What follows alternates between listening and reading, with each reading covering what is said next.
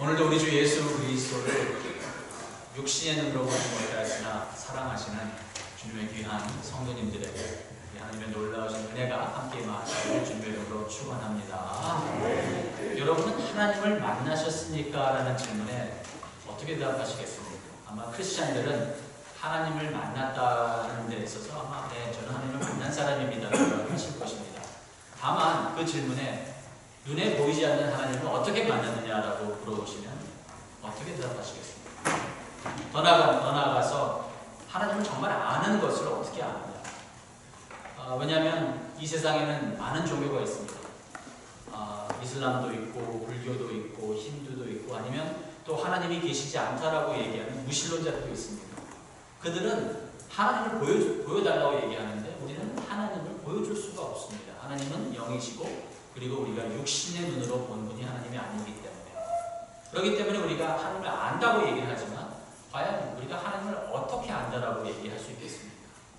하나님을 안다고 하는 사람들 중에서 보면 과격한 어떤 종교주의자들이 있는가 하면 하나님을 안다고 하는 사람들이 하나님의 영광을 돌리지 못하는 일을 하는 것을 볼 때 과연 안다는 것이 무엇입니까?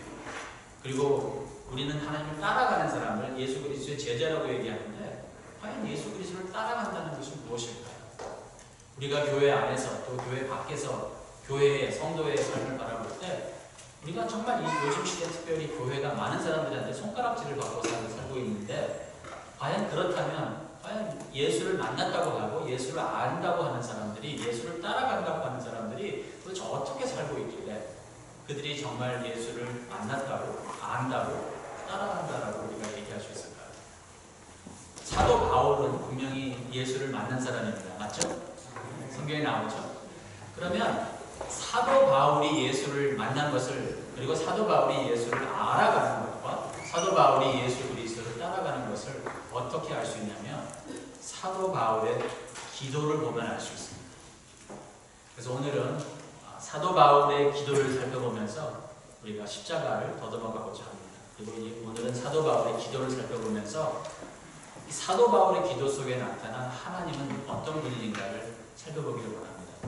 여러분과 저의 마음속에 우리 주 예수 그리스도의 성령이 임하심으로써 여러분과 제가 우리 살아계신 하나님을 만나는 축복이 있기를 주님의 이름으로 축원합니다. 하나님을 더욱더 알아가시고 그리고 하나님을 예수 그리스도를 순간순간마다 그리고 주님 오시는 그날까지 따라가시는 축복이 임하시기를 여러분에게 바랍니다. 자, 에베소서를 우리가 계속해서 강해해서 봅니다.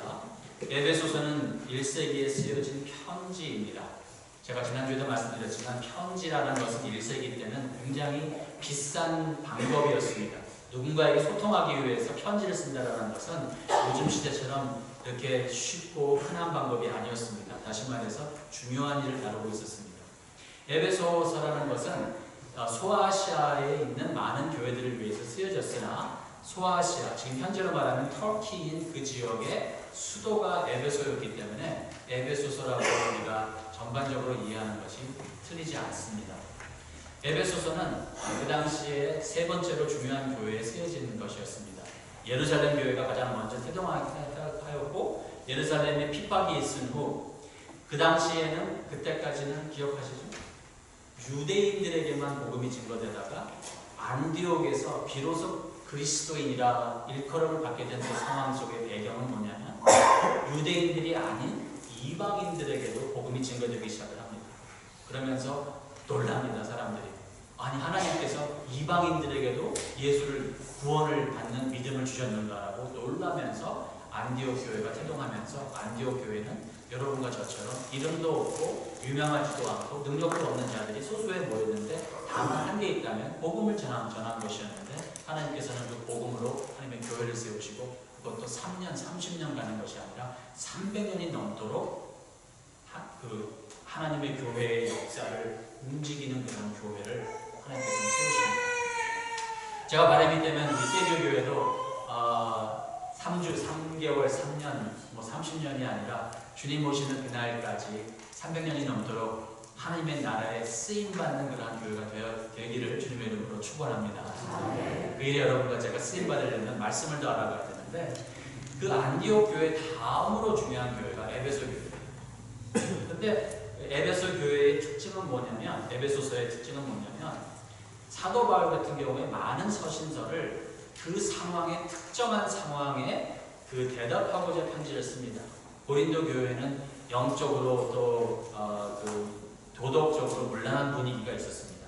굉장히 능력이 있는 교회였는데 아주 그 영적으로나 또 성적으로 또 도덕적으로 아주 풍기문란한 교회가 고린도 교회였고, 그 교회에 맞는 편지를 사도 바울은 쓰십니다. 그리고 그 상황은 사실 모든 교회에 적용이 되곤 합니다. 갈라디아 교회 같은 경우는 유대인 종파가 있었습니다. 그래서 그 할례당이라고 하는, 그래서 그들은 예수만 믿는 것이 중요한 것이 아니라 유대인들의 명절을 지켜야 되고 유대인들의 법을 지키는 것이 중요하다고 얘기했던 할례당이 있었습니다. 그들에게는 사도 바울이 정말 강하게 너희가 어찌 이렇게 쉽게 복음을 떠나는가라고 말씀하면서, 다른 복음은 없나니 다른 복음을 전하면 하늘에 있는 천사가 날할지라도 예수 그리스도와 십자가 외에 다른 것을 전하면 저주받을지어내라고 말할 정도로 강하게 말씀하시는 것이 갈라디아서입니다. 그런데 에베소서는 어떤 상황 속에서 쓰여진 편지가 아니라 교회들에게 전반적으로 읽혀지도록 쓴 편지입니다. 그렇기 때문에 여러분과 제가 교회가 무엇인가를 잘 배우려면, 어떤 문제가 있는 교회가 아니라 교회의 아주 본질을 얘기하자면, 에베소서를 우리가 쭉 공부를 하시면 이제 우리 세이비어 교회가 이러한 교회가 되어야 되겠구나, 세이비어 교회의 본질은 이러한 식으로 뿌리를 내야 되겠구나라고 우리가 배울 수 있는 것입니다. 그래서 우리가 차근차근 에베소서를 훑어가는데, 그래도 나름 제 생각은 여러분과 제가 가장 성경에 있는 책들을 많이 빨리 앞으로 몇 년 동안 커버하기를 저는 바라요. 그래서 여러분과 제가 성경에 대한 큰 그림을 가지시고, 성경에 어느 책 그러면 그 책이 왜 쓰여졌고 어느 상황에 쓰여졌고, 그 책과 십자가가 어떻게 연결되었고, 십자가와 나의 개인의 삶이 월요일에서 토요일까지의 삶이 어떻게 연결되었다는 것이 여러분의 머릿속에 확 들어올 수 있도록 제가 이제 앞으로 몇 년 동안 계속 말씀을 공부할 텐데, 그래서 사실은 에베소서를 성경 공부하는 것처럼 천천히 가지는 않습니다. 그래서 지난주에 14절까지 하고 오늘은 23절까지 나가는 그러한 약간 좀 빨리 훑어가는 방법을 제가 채택합니다. 다만 제가 여러분들에게 요청하는 것은, 여러분들께서 에베소서를 한번 1장에서 6장 끝까지 한 번에 탁 한 번 읽어보세요. 그냥 중간중간 끊어 읽지 마시고 그냥 한 번에, 그냥 한숨에, 그래서 다른 거 하시지 마시고 그냥 에베소서만 1장에서 6장까지 한 번 읽으시는 것을 하시고, 주일에 오시기 전에 제가 여러분들에게 그 주의 설교 내용들을 미리미리 보내고 있으니까 여러분이 미리 예습해서 오시면 굉장히 도움이 되겠다 싶습니다. 자, 그렇게 해주실 거죠? 네. 아멘 한 자들에게 더 축복이 있을 줄 기독교적이 아닙니다. 자, 사도 바울의 기도를 보면 복음이 보이는데, 첫 번째 포인트는 뭐냐면, 사도 바울의 기도를 보면 하나님을 내가 만났다는 것을 내가 어떻게 알 수 있냐면, 하나님을 만난 사람들은 하나님을 더욱더 만나기 원하는, 그 만나고 싶은 마음이 생긴다는 것입니다. 한번 살펴보시겠어요? 15절 말씀 다 같이 읽어보실까요? 시작. 이를 인하여 주 예수 안에서 너희 믿음과 모든 성도를 향한 사랑을 나눠주고 너희를 인하여 감사하기를 마지 아니하고 내가 기도할 때에 너희를 바라노라. 아멘. 자, 여기서 한국어 성경에는 이 원어 성경에서 이야기하는 것이 강조가 되는 부분이 약간 좀 흐려지는데, 그게 뭐냐면 마지 아니하고 그리고 기도할 때에 너희를 말하노라라는 것입니다. 근데 우리가 볼 때 말하노라라는 동사가 여러분과 저에게는 감동이 없어요. 왜냐하면 사도가 여기서 원어에 썼을 때는 여기서 감사하기를 마지 아니한다. 여기서 마지 아니한다는 것은 부정적인 것이 아니라 그치지 않는다는 뜻이거든요. 감사하기를 또 하고 또 감사하고, 감사하기를 또 하고 또 하고 하면서 감사하기를 끊임없이 한다는 내용이거든요. 그것과 동등하게 여기서 기도할 때 너희를 말한다는 것이 그냥 기도하는데 하나님 그 예배소에 있는 성도님들 기억하시죠? 정도가 아닌 거예요.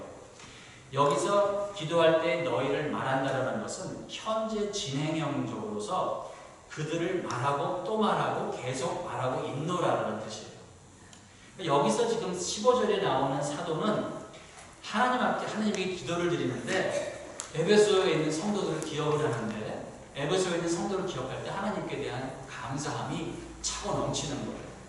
폭포수처럼 막 내려오고 그다음 샘물처럼 이게 막지 못하는 솟아오르는 감사함이 있는데 그 감사함이 한번 그들 고마워 정도가 아니라 계속 끊임없이 감사한 거예요. 감사하기를 맞이하는 거예요. 그리고 에베소에 있는 성도들을 위해서 기도를 하는데 그냥 한 번 기억하고 어쩌다 기억날 때 기도하고 에베소에 있는 성도님들 기억합니다 정도가 아니라 아침에 일어나면 생각나고 밥 먹을 때 기억나고 옛날에 왜 그 한국에 있는 그 노래 중에 안지나 서나 그것처럼 이 사도 바울은 그냥 안지나 서나 당신 생각을 하고 있는 거예요. 그것이 여기서 말하는 사도 바울이 감사하기를 맞이하냐고 내가 기도할 때 너희를 말하고 또 말하노라 이것입니다. 자, 중요한 것은 여기서 사도 바울이 지금 열심을 가지고 기도한다는 것은 사실 여러분과 저한테 도움이 안 돼요. 왜? 사도는 사도니까, 사도 바울이니까. 사도 바울이 열심히 기도하는데 난 비교돼. 나도 그렇게 열심히 해야 되는데 사도는 사도니까 그렇게 열심히 기도했지만 나는 기도하려고 그러면 힘들고 기도하려고 그러면 다른 생각나고 기도가 왜 이렇게 난 힘든지 모르겠어요 라고 여러분 생각하실 때 무엇이 문제냐고 봤을 때 사도는 열심히 있었고 아니면 사도는 하나님께 특별히 사도에게 기도의 영을 주셔서가 아니라는 거예요. 오늘 그 말씀 보시면 우리가 알겠지만 사도가 너희를 인하여 감사하기를 맞이하니하고 내가 기도할 때 너희를 말하고 또 말하고 끊임없이 말하노라 라고 여기서 사도의 뜨거움을 얘기할 때 앞에 부분에 보면은 왜 사도가 그러는지 약간 나와 있어요. 그게 원어와 또 영어 성경에는 더욱더 두드러지게 나타나는데 한국어 번역에서는 약간 이게 좀 부탁하게 느껴집니다. 그게 뭐냐면 15절에 제가 밑줄 그었죠. 이를 인하여 주 예수 안에서 너희 믿음과 모든 성도를 향한 사랑을 듣고 사도가 에베소 성도에 대해서 무엇을 그들의 믿음과 그들이 갖고 있는 성도에 대한 사랑을 본인이 들었는데 무엇 때문에 이를 인하여 그것을 들었는데 무엇인지는 모르겠지만 이것을 인하여 이것으로 말미암아 사도는 감사가 넘쳐나고 이것으로 말미암아 사도는 에베소에 있는 교인들을 향한 마음이 계속 열려 있는 거예요. 그렇다면 무엇을 인하는지 여러분과 제가 살펴봐요. 문맥 속에서 여기서 이를 인하여라고 했다는 것은 굉장히 중요한 연결고리가 되는 거예요. 자, 그런데 이를 인한다는 것을 성경학자들도 좀 분분하긴 합니다. 어떤 사람들은 바로 전에 있던 13절과 14절의 내용을 토대로 그것으로 말미암아 이것을 인하여 본인이 들은 내용으로 말미암아 사도는 이러한 마음을 가졌다고 생각하는 분도 계시고 또 어떤 사람들은 아니다. 3절부터 나온 내용들을 다 지금 여러분 기억하시겠지만 에베소서는 편지이기 때문에 편지의 그 부분이 1절과 2절에 누가 썼는가? 누가 썼죠? 바울이 썼고 바울은 누구라 그래요? 하나님의 뜻으로 말미암아 그리스도 예수의 사도된 바울이 편지를 쓴다고 1절에 얘기를 합니다. 누구에게 썼는가? 에베소에 있는 성도들과 그리스도 예수 안에 신실한 자들에게 편지를 쓰는데 인사를 합니다. 2절에 하나님 우리 아버지와 주 예수 그리스도로 조차 은혜와 평강이 너에게 있을지어다. 자, 편지로 들어가는데 3절부터 14절까지는 사도가 벅차오르는 감정을 주체할 수 없을 만큼 사도는 하나님께 하나님은 정말 복되신 분이로다. 찬송하리로다라는 그 단어 자체가 원어를 직역을 하자면 하나님은 복되시다라는 거예요. 여기서 찬송하리라는 단어가 여러분과 제가 생각하는 것처럼 We shall praise Him이라는 praise라는 단어가 나오지 않고 He is the most blessed. Blessed be God. 하나님은 축복이시구나. 축복의 근원이시구나. 라면서 하나님을 칭송하고 높여드리고 송축하면서 내가 정말 삶에 있어서 이런 것이 복이라고 생각했었는데 내가 깨달은 것은 이러한 것들이 복들이 아니라 하나님이 참으신 복이구나라고 사도는 지금 마음속에서 벅차오르는 감정으로 하나님을 송축하고 있는 거예요. 근데 그 송축하는 이유가 3절부터 14절의 내용을 우리가 다시 돌아갈 수는 없지만 한마디로 말하자면 하나님의 열심. 열심이에요. 하나님의 열심을 사도 바울은 어떻게 표현하고 있냐면 하나님의 특정하심으로 표현합니다. 하나님의 특정하심. 4절에 보시면 곧 창세 전에 그리스도 안에서 우리를 택하사라고 표현합니다. 그리고 이 에베소 3장에서 1장 3절에서 14절까지 사도가 지금 하나님은 정말 축복이구나, 하나님 정말 이 찬양받으시 합당하시구나라고 하는 내용이 뭐냐면 사도는 지금 1절에 자기가 예수 그리스도의 사도가 되었다고 얘기를 하는데 본인의 뜻이 아니었던 거예요. 누구의 뜻이었죠? 하나님의 뜻. 맞습니다. 하나님의 뜻으로 말미암아 예수 그리스도의 사도가 된 이 바울이 하나님을 생각해 볼 때 하나님은 너무도 사도 바울을 좋아하시는데 열심을 내십니다. 어떻게 열심을 내셨냐면 사도는 원치도 않았고 생각지도 않았고 꿈도 꾸지 않았는데 창세 전부터 하나님의 마음속에는 사도 바울이 있었던 거예요.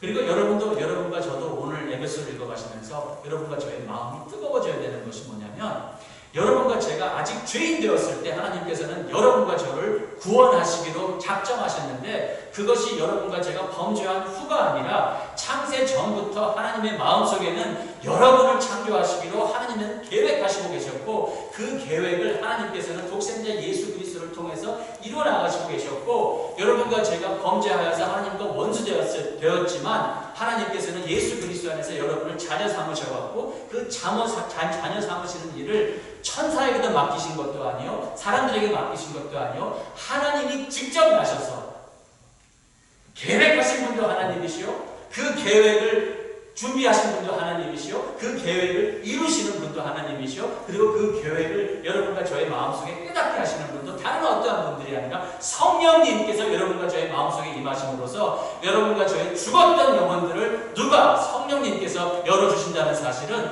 하나님께서 처음부터 끝까지 알파와 오메가요 그리고 여러분과 저의 믿음의 처음이요 끝이요 여러분과 저의 믿음에 주시고 온전케 하시는 이는 처음부터 끝까지 하나님이라는 사실을 사도 바울은 깨닫고 있었다는 것입니다. 할렐루야. 네. 여러분도 그렇게 깨달으십니까?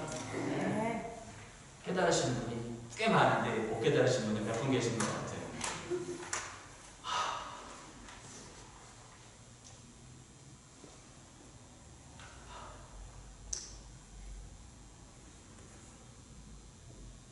찬송하리.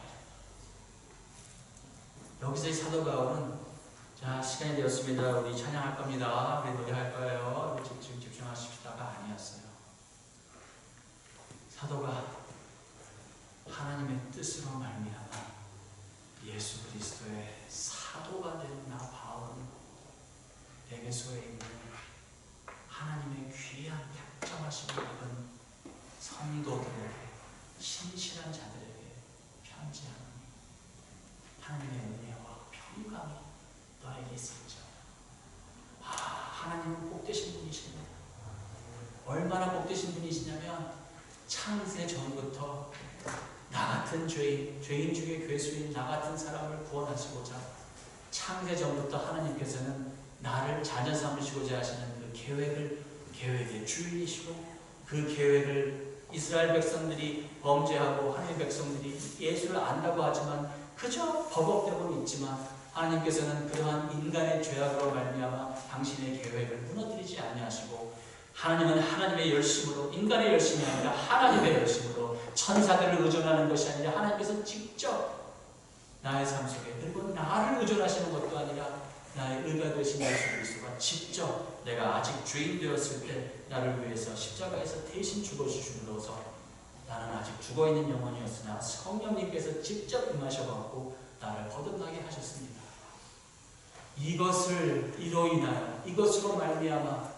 이것으로 말미암아 하나님께서는 나를 자녀 삼으셨고 당신들을 자녀 삼으신 것을 생각할 때 이러한 하나님의 마음이 내 마음속에 있는 것을 여러분에게 내가 전할 때 나의 마음도 뜨거울 수밖에 없는 것입니다가 사도가 여기서 얘기하는 것입니다. 그냥 기도 열심히 하세요. 감사하기를 끊이면 안 돼요 라는 것을 억지로 하는 것이 아닙니다. 인류 역사를 볼 때 하나님의 손길이, 하나님의 은혜의 은총이 들어가지 않은 때가 없었다는 사실을 깨닫는 자들은, 그리고 하나님을 만났다고 하는 자들 중에서 정말 하나님의 그 은총, 하나님의 직접 개입하심을 택하심으로 아는 사람들은, 하나님을 만난 사람들은 공통점이 있습니다. 그게 뭐냐면 하나님을 더욱 만나고 싶은 것입니다. 우리가 아직 죄인 되었을 때 하나님이 우리를 찾으시는 그 열심과 사랑으로 한 번 하나님께 붙잡히 받으면 우리도 조금씩 하나님에 대한 열심과 사랑으로 하나님을 사모하기 시작합니다. 하나님을 만난 증거는 하나님을 더욱 만나고 싶어지는 것입니다. 이 축복 여러분의 임하시기를 주님의 이름으로 축원합니다. 여러분 그렇지 않아요? 연애 해보신 분들은 아시겠지만 하루 종일 연애하고 나서 연애하는 사람들이 그래요. 오늘 정말 8시간도 넘게 서로 만났네. 내일은 만나지 말자. 오늘 뭐 집에 가면 나한테 전화하지 마. 네 목소리 하루 종일 들어봤고 네 목소리 또 듣고 싶지 않아. 그렇게 얘기하면은 그게 사랑하는 사람이 돼요? 집에 가서 뭐라 그래요? 전화해? 그리고 집에 가서 전화하면은 먼저 끊어. 아니야, 네가 먼저 끊어. 여러분 연애 안 해보셨구나. 전혀 지금 얼굴 표정이 그게 뭐예요? 라고 지금 얘기하고 있어. 본인들이 연애를 안 해봤으니까 예수 그리스도가 사랑한다는 게 모르는구나. 그럼 태양의 후예라도 좀 보세요. 조금이라도 체험하셔야 돼요. 큰일 나요. 한국 연예인들처럼 여러분들은 마치 남편이 어디 출장 가면 막 좋아하시는 그런 표정을 보고 계시는데 심각하다는 사실 제가 깨닫기 시작했습니다. 기도의 포인트가 잡히기 시작합니다. 여러분 그냥 믿음으로 받으세요. 사랑하는 사람을 만난다는 것은 하루 종일 연애하고 나서 집에 가도 그 사람 또 보고 싶은 게 사랑입니다. 이해가 안 되더라도 그냥 믿음으로 받아들여야 들어가시면 아시죠? 자, 두 번째로 하나님을 안다라는 것은 하나님을 더욱 알고 싶은 것입니다. 17절에서 20절까지 한 목소리 보시겠습니다. 시작. 우리 주 예수 그리스도의 하나님 영광의 아버지께서 지혜와 계시의 정신을 너희에게 주사 하나님을 알게 하시고 너희 마음 문을 밝히사 그의 부르심의 소망을 모시며 성도 안에서 그 기업의 영광이 풍성이 무엇이며 그의 힘의 강력으로 역사하심을 따라 믿는 우리에게 베푸신 능력의 지극히 크신 어떤 것을 너희도 알게 하시기를 구합니다. 아멘. 여러분 17절에서 19절까지 보시면, 죄송합니다. 19절까지 보시면 되는데 하시는 말씀이 뭐냐면 너희로 알게 하시기를 구한다는 말을 썼고 17절에는 하나님을 너희가 아는 것이 내 기도의 제목이다라고 얘기를 합니다. 여기 굉장히 중요한 포인트가 있어요. 이게 뭐냐면 많은 분들은 본인들이 하나님을 알고 있다고 생각하시더라고요.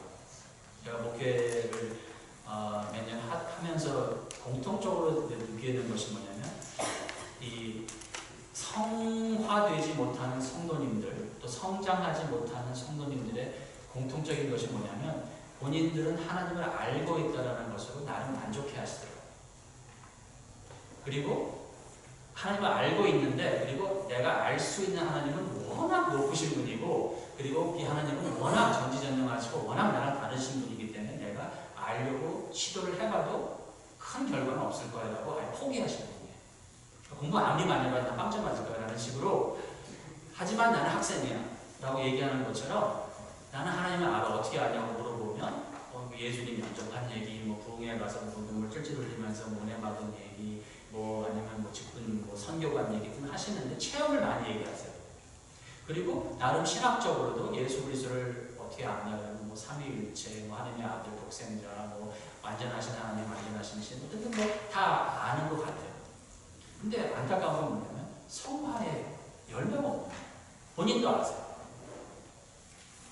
성경 말씀을 모르시고 기도 생활이 없고, 그리고 예배 드릴 때 정말 예배 감동, 기쁨이 없고, 그 다음에 신앙생활이라는 것이 그냥 정말 솔직히 사회생활을 이민자들이니까 교회라는 그 틀 안에서 하는 것 정도로밖에 되지 않아요.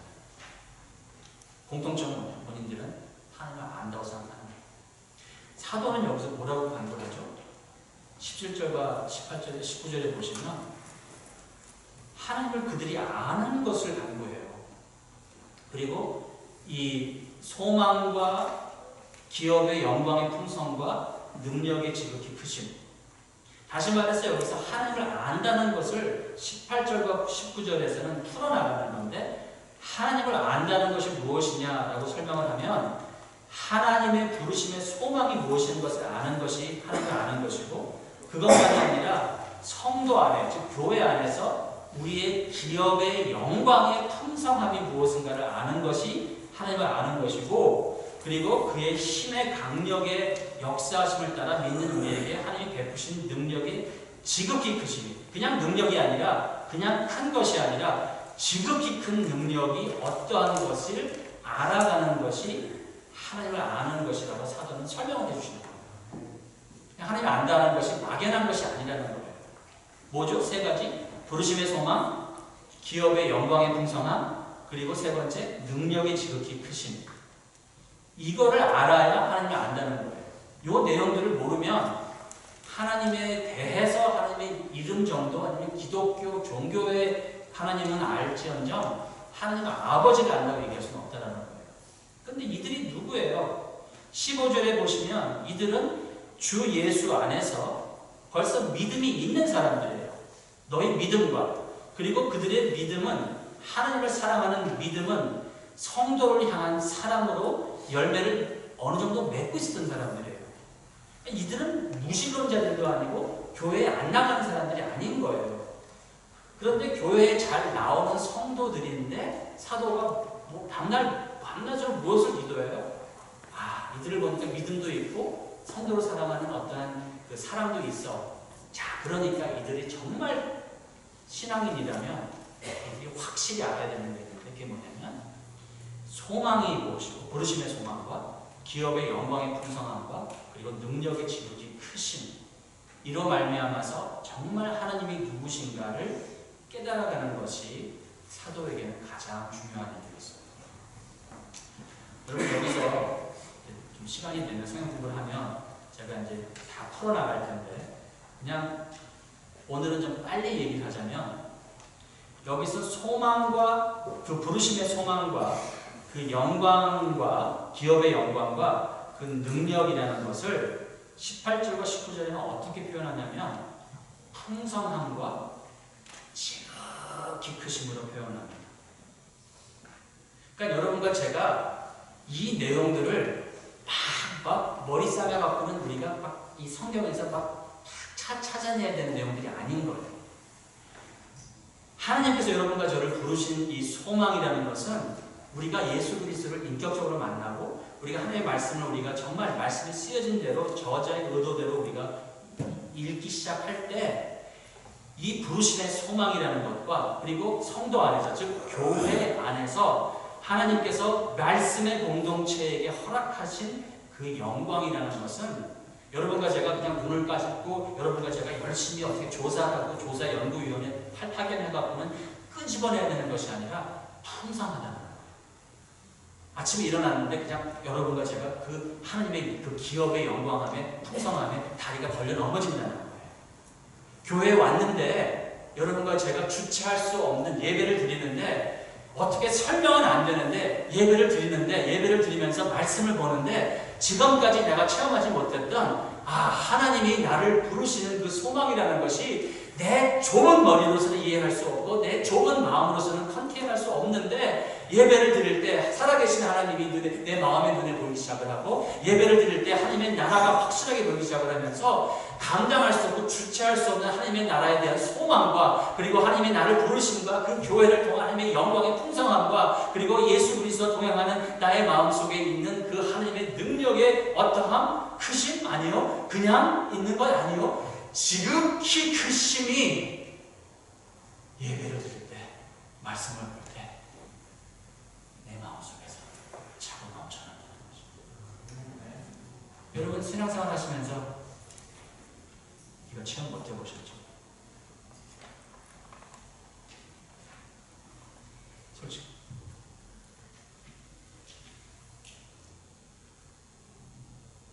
그러다 보니까 우리가 이러한 것에 대해서 우리가 인간적으로 프로그램을 만들고 우리가 이거를 이게 뭘까라고 하면서 우리가 우리 나름대로 만들어내는 것이 종교입니다. 여러분 여기서 지금 하나님께서 여러분과 저에게 19절에 보시면 베푸신 게 있는데 이게 뭐냐면 능력이에요. 근데 어떠한 능력이냐면 그의 힘의 강력으로 역사하심을 따라 믿는 우리에게 베푸신 능력인데 그 능력을 20절이라 이 사도 바울은 설명을 해나갑니다. 그 능력이 어떤 능력인지 한번 읽어보시고 20절부터 22절까지 한번 읽어보시겠습니다. 시작. 그 능력이 그리스도 안에서 역사하사 죽은 자들 가운데서 다시 살리시고 하늘에서 자기의 오른편에 앉히사 모든 정사와 권세와 능력과 주관하는 자와 이 세상뿐 아니라 오는 세상에 일컫는 모든 이름 위에 뛰어나게 하시고 또 만물을 그 발 아래 복종하게 하시고 그를 만물 위에 교회의 머리로 주셨느니라. 아멘. 여기까지 있습니다.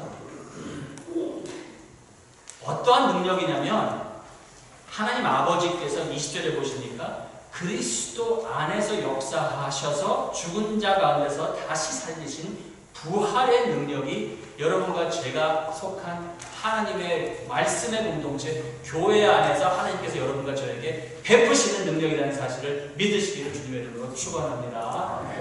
다른 능력이 아닌 거예요. 같은 능력인 거예요. 하나님께서는 예수 그리스도를 부활시키시기 위해서 예수에게는 특별한 은혜를 주시고 특별한 능력을 주시고 교회를 보시면서 이들에게는 인간들이니까 내가 조금 부족한 걸 주겠다는 것이 아니라는 거예요. 예수 그리스도를 죽은 자 가운데 살리시는 그 부활의 능력이 어디에? 교회에. 어디에? 여러분과 제가 속한 우리의 말씀의 공동체 안에서 하나님께서 어떻게 베푸신다는 거예요. 이 능력이 어떻게 했냐면 예수 그리스도를 죽은 자 가운데 살리신 정도가 아니라 20절에 보니까 하나님의 그 하늘에서 하나님의 보좌의 오른편에 앉히시는 그러한 정사와 권세와 능력과 주관하는 그러한 높은 자리에 올리셔서 이 세상뿐 아니라 오는 세상에 일컫는 모든 이름 위에 예수의 이름을 뛰어나게 하시며 그리고 이 능력이 예수 그리스도를 높이시는데 만물을 여러분 만물에 속하지 않은 게 있어요? 없습니다. 네? 여기서 만물이라는 것은 모든 물건을 모든 물질들을 말하고 모든 물질들이 누구 발 아래? 예수 발 아래 복종하게 하시고 그를 만물 위에 교회로 주셨느니라 하면서 중요한 건 뭐냐면 그 교회는 여러분과 저는 그 교회가 여러분과 저고 예수 그리스도가 우리의 머리 되셨는데 지금 이 땅에서 여러분과 저에게는 이 사실이 피부로 느껴지지 않기 때문에 그리고 이것을 알기 위해서는 제가 아무리 성경 공부한다고 해서 여러분과 제가 아무리 모여가고는 이것을 체계적으로 배운다고 해서 되는 것이 아니라 물론 배워야 되는데 필요한 것이 뭐냐면 기도라는 거예요. 필요한 것이 뭐냐면 하나님 앞에서의 겸손함, 겸허함, 간구함. 여러분 예수 그리스도 재림을 믿으십니까? 아멘.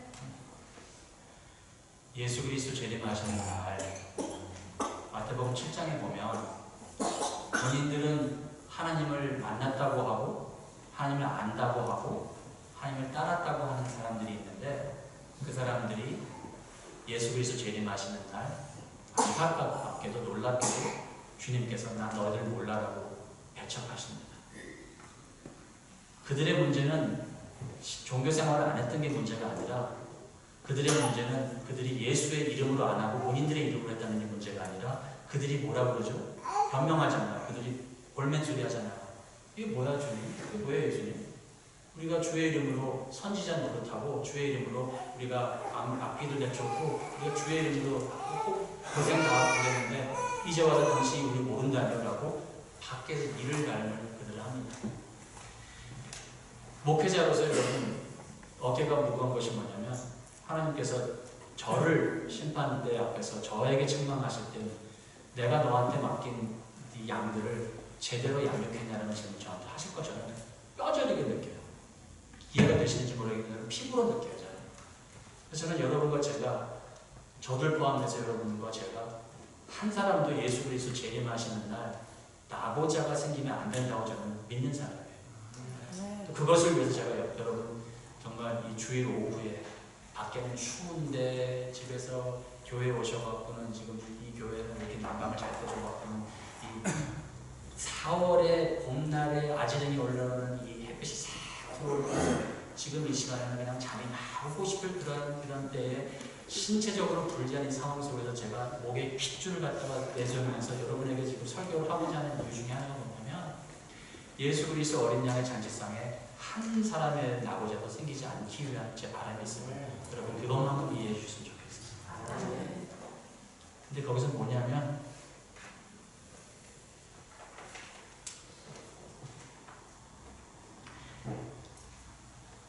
우리가 하나님을 안다고 하는 것을 내가 어떻게 알 수 있냐면 하나님을 알고 싶은 갈증이 있어요.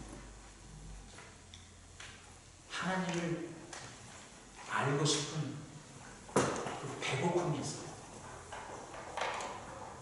근데 만약에 여러분과 저의 삶 속에서 지금 오늘 여러분과 저의 삶 속에서 하나님을 알고자 하는 그 허기증이 배고픔이 없다면 여러분 건강한 사람은요 하루 뭐 굶으면 배가 고파야 돼요. 건강한 사람이라면 하루 굶으면 맷집 건너서 바비큐 하는데 고기 올려놓으면 아 저 고기는 무슨 부위라는 게 느껴질 수 있어야 돼요. 건강한 사람이라면. 근데 여러분과 제가 만약에 신앙생활을 한다고 하는데 다른 사람들은 모르겠어요. 여러분과 제가 지금 신앙생활을 한다고 하는데 말씀을 안 읽어도 그냥 말씀 바로 죽겠는데 지금 이민생활하면서 지금 힘들어 죽겠는데 말씀 뭐 어떡하라고 라고 생각하신다면 적어도 영적으로 건강한 상태는 아니라는 거예요. 적어도 하나님을 아실 수는 있는데 하나님을 만난 것 분명 가능할 수는 있는데 지금 영적으로 지금 이 겨울 땅덩어리 속에 묻혀 있는 아직 꽃 피우지 못하는 그런 그 씨처럼 아직은 가지라고 풀이라고 나무라고 열매 맺는 그런 어떤 순간이라고 얘기할 수 없는 가능성은 있는지 모르겠으나 아직은 땅에 묻혀 있는 거죠. 사도 바울이 이렇게 뜨겁게 기도할 수 있었던 건 여러분 하나님을 알아가면서 하나님을 안다는 것은 하나님을 더욱더 알고 싶은 그 배고픔이라는 거였어요. 그 목마름이라는 거였어요.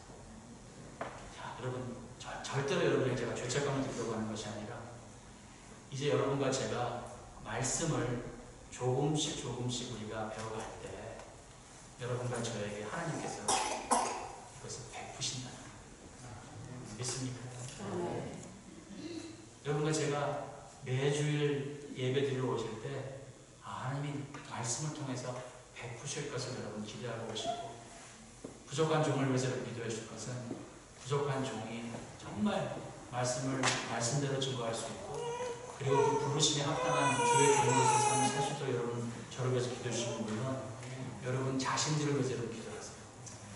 남편은 아내를 위해서, 아내는 남편을 위해서, 부모는 자식들을 위해서, 그리고 여러분 옆에 친한 친구들을 위해서 친구한테 가장 좋은 선물을 줄 수 있는 것은 다른 어떤 게 아니에요. 사도 바울이 여기서 얘기한 것처럼 내 친구가, 내 친한 집사가, 내 친한 장모가, 내 형제가, 자매가 정말 이 하나님이 주시는 지혜와 계시의 정신을 가지고 하나님의 그 부르신 소망이 무엇이고 그리고 하나님께서 베푸시는 그 정말 이 힘의 그 그 성도 안에서의 기업의 영광의 풍성함과 그리고 하나님께서 베푸신 그 힘의 능력의 크심이 내 형제가 내 친구가 깨닫기를 하나님 간구합니다 라고 기도하시면 서로를 위해서 기도하시는 우리 세이비어교회 성도님 되시기를 주님의 이름으로 축원합니다. 이것 이상으로 부모님이라면 자녀들을 위해서 줄 수 있는 최고의 기도가 없는 줄로 저는 압니다. 부모님 이렇게 기도하세요. 그리고 남편은 아내를 위해서 이것 이상의 최고의 선물이 없어요. 아내는 마찬가지. 자, 마지막으로 얘기를 하자면 사도 바울의 기도를 보면 우리가 알 수 있는 건 또 무엇이냐면 사도 바울은 하나님을 따라갈 때 더욱더 따라가고 싶은 그런 마음이 생겼던 것 같아요.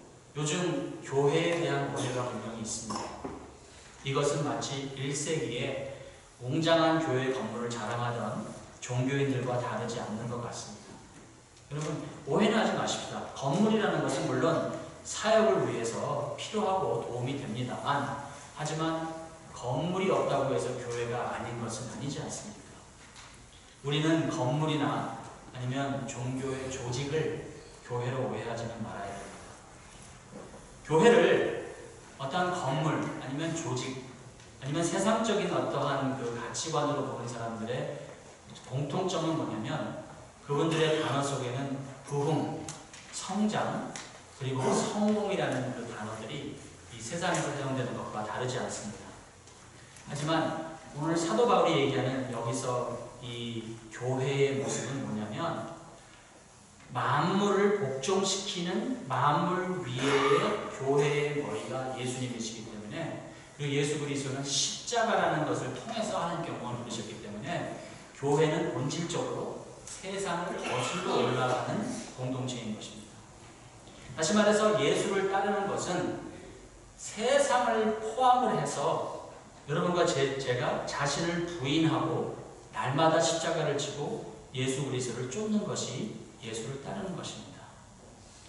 그렇다면 예수 그리스도의 제자들이 추구하는 성공이나 또 교회가 추구하는 성장은 세상이 추구하는 성공과 세상에서 말하는 이 성장이랑 분명히 달라야 됩니다.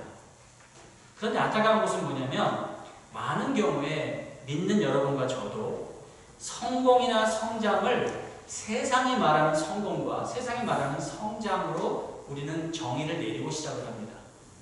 다만 기독교가 다른 게 있다면 불교에서는 부처에게 빌지만 기독교에게는 예수에게 빈다는 것뿐이 다르지 않습니다.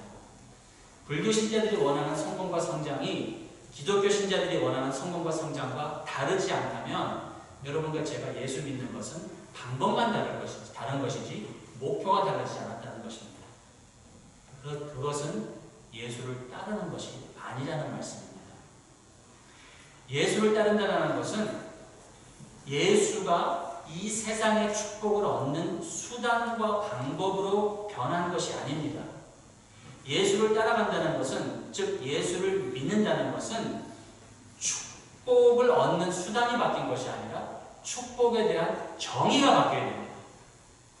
내가 지금까지 알고 있었던 축복이라는 것이 예수로 말미암아서 그 축복이, 그 데피니션이, 그 정의가 깨어지고 산산 조각이 나고 축복이 예수라는 사실 속에서 나의 삶을 예수를 나의 축복으로 본 시각에서 나의 삶을 보기 시작해야 무엇이 불행이고 무엇이 행복이라는 사실이 깨달아진다는 말씀입니다. 예수를 믿는다는 것은, 예수를 믿는 목적은 다시 말해서 내 사업이 잘 되기 위해서 예수를 믿는 것이 아니라 내가 사업을 하는 이유가 예수여야 되는 줄로 저는 믿습니다. 어려우신가요? 아니죠?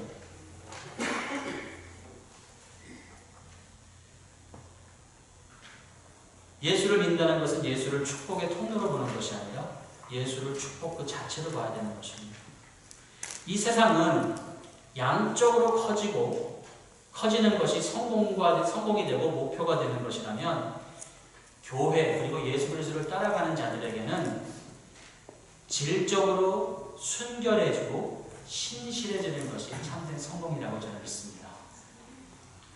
분명히 성경에서는 우리 하나님 아버지가 받으시는 경건을 고아와 과부를 그들의 환난 중에 돌아보고 또 자신을 지켜 세상에 물들지 않는 것이라 했음에도 불구하고 만약에 교회라고 불리우는 그 단체의 관심이 오직 자체적 성장과 세상이 말하는 성공에만 눈이 어둡다면 저는 분명히 마음의 부담이 되지만 말씀드리고 싶은 건데 그러한 단체는 복음을 모르기 때문일 것이라고 저는 말씀드리고 싶습니다. 오늘도 우리 주 예수 그리스도를 육신의 눈으로 보지 못하였으나 사랑하시는 주님의 귀한 성도님들에게 드리고 싶은 말씀이 있습니다. 예수를 따른다는 것은 많은 시험과 환난이 분명히 있을 것입니다.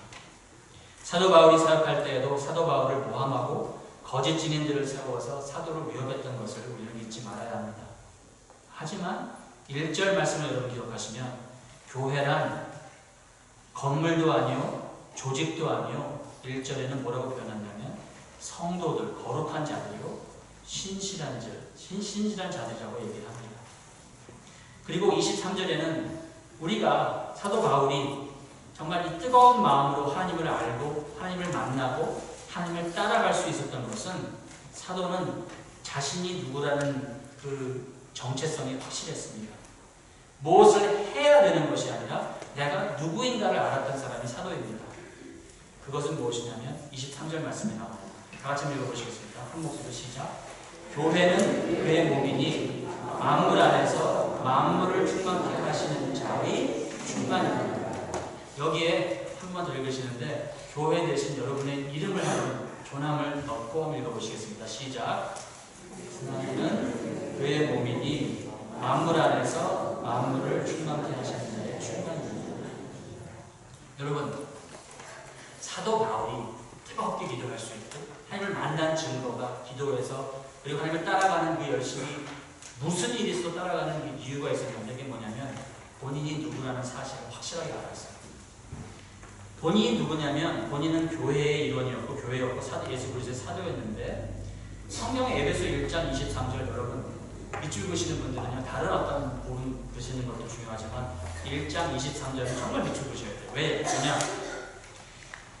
예수 그리스도가 우리의 충만함이라는 사실은 다 알아요. 당연한 거예요. 그리고 감사하고 사실 그것도 우리의 감동이 돼요. 예수 그리스도는 우리의 충만이시니 할렐루야. 그런데 23절에는 예수가 우리의 충만이라는 것을 강조하는 것이 아니라 교회가 예수의 충만이라고 강조를 한다는 거예요. 이렇게 놀랍지 않습니까? 만물을 충만하게 하시는 자가 예수 그리스도십니다. 그 사실은 예수님은 하나님이시니까 그 사실은 예수님은 뭐 능력이시니까 만물을 충만케 하실 수 있지 뭐 오케이. 그런데 1장 23절에 보시면 만물을 충만케 하시는 자의 충만이 누구냐면 여러분이라는 거예요. 여러분이 얼마나 귀한 존재인지 아십니까? 가능할지 모르겠지만 제 인간의, 저같이 개미보다 못한 인간의 생각으로 이게 가능하지 않기 때문에 이렇게 머리가 깨지듯이 아픈데 예수님은 하나님이세요. 예수님은 영원부터 영원토록 하나님이시고 예수님은 삼위일체 하나님으로서 영원부터 영원토록 자족하시고 지존하시는 분이신데 이것은 마치 예수님께서 뭐라고 말씀하시냐면 여러분의 이름을 넣으시면서 예수님께서는 교회는 나의 몸이라서 교회는 나의 몸으로서 만물 안에서 만물을 충만케 하는 나의 충만이 내 교회야. 이 얘기는 무슨 얘기냐면 바꿔서 얘기를 하자면 누가 없으니까 오늘 허전해 라고 말씀하신다는 거예요. 모집자가 없으니까 내가 오늘 허전해. 아 죄송해요.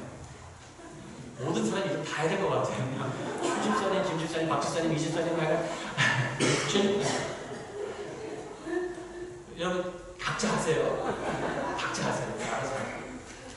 하나님 뭐라고 말씀하시냐면 여러분이 안 계신 세상은 살맛이 없는 세상이라고 말씀하신다는 거예요. 여러분이 사랑이에요. 예수 그리스도가 여러분을 보시는 뜨거운 사랑이에요.